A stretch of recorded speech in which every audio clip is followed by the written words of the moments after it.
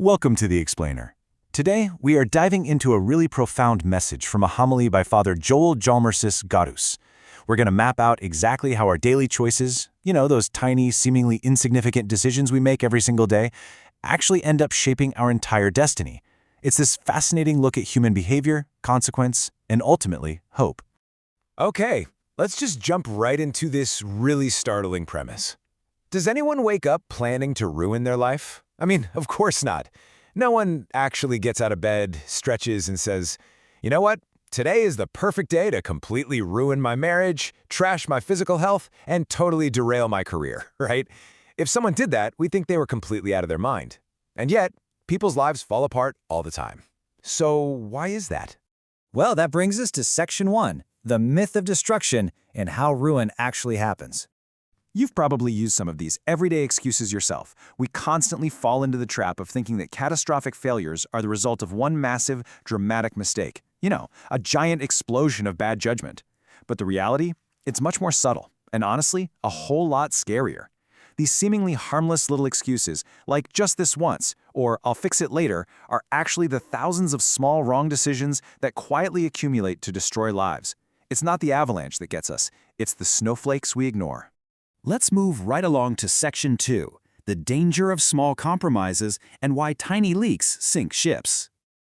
Just think of your life as a ship. Now, a ship is built to withstand massive waves and huge storms. But what happens if there's a tiny, unnoticeable leak right at the bottom of the hull? The destruction doesn't happen all at once, does it? No. It happens through a slow, steady trickle of ignored problems. The water just rises, inch by inch, until, suddenly, the ship can no longer stay afloat. Just look at the stark contrast between our everyday excuses and their massive consequences. A ruined marriage doesn't usually start with a huge betrayal. It starts with the small excuse of, oh, I'm just texting someone else. Failing health? It doesn't happen overnight. It's the daily late-night scrolling on TikTok or grabbing that extra sugary soft drink that eventually leads to serious kidney issues or a stroke. And financial ruin isn't always a terrible investment.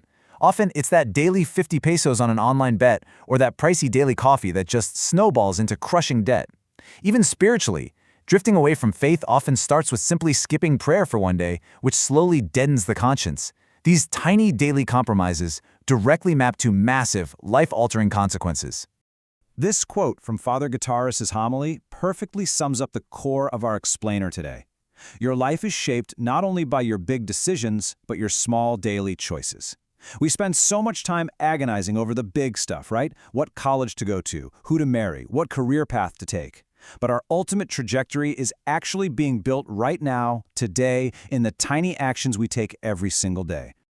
To really understand the deep roots of this human flaw, we can turn to an ancient text in Section 3, the parable of the vineyard and the escalation of sin. In the Gospel of Mark, there's this story about wicked tenants that perfectly illustrates this domino effect. Notice how their actions escalate year after year. First, the owner trusted these tenants with his vineyard, but then a really small seed of greed took root. They just decided they didn't want to give the owner his rightful share. Well, that small selfishness escalated into violence when they beat the messengers sent by the owner.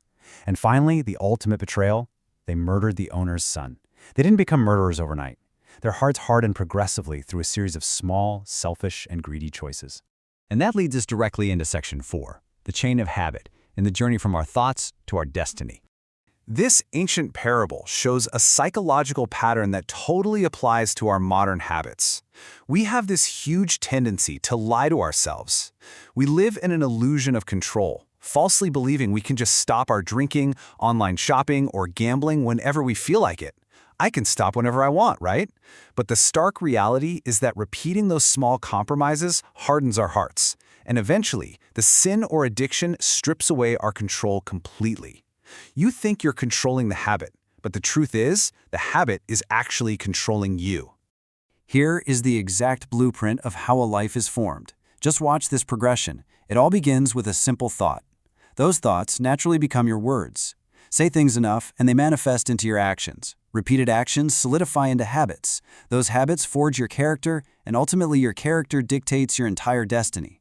What starts as a simple passing thought literally forms the foundation of your future. King Solomon wrote this in the Bible, and it is just brilliant advice for catching those bad thoughts early. He says, Catch all the foxes, those little foxes, before they ruin the vineyard of love. Because the big predators aren't the only ones that destroy the vineyard. It's the little foxes that sneak in and chew on the vines. It reinforces that we absolutely must identify and eliminate the small, seemingly insignificant negative habits before they completely destroy our hearts, our relationships, and our souls. Okay, I don't want you leaving this explainer feeling completely overwhelmed. So we are moving to section 5, the hope in change, because redemption is absolutely possible.